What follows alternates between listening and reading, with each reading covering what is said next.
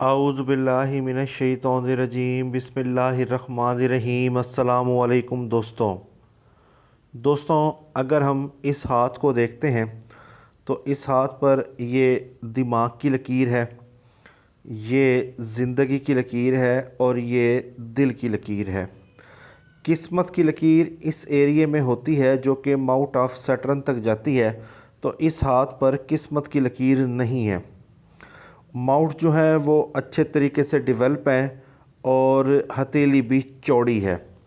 तो ये भाई एक बासलाहियत शख्स हैं जिनके पास मुनासिब ज़हनी सलाहियतें भी हैं और इनके पास जिस्मानी सलाहियतें भी हैं, मगर इनके हाथ पर किस्मत की लकीर नहीं है।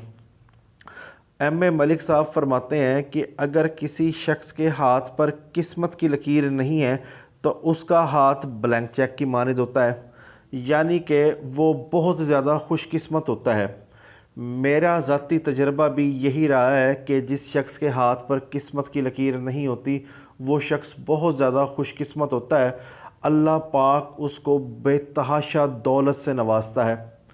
अगर वो कोई जॉब करता है तो वो ज़िंदगी में कभी बेरोज़गारी का मुँह नहीं देखेगा। कोई कारोबार करता है तो कारोबार में भी उसको कोई नुकसान नहीं होगा, वो हमेशा मुनाफा कमाता रहेगा।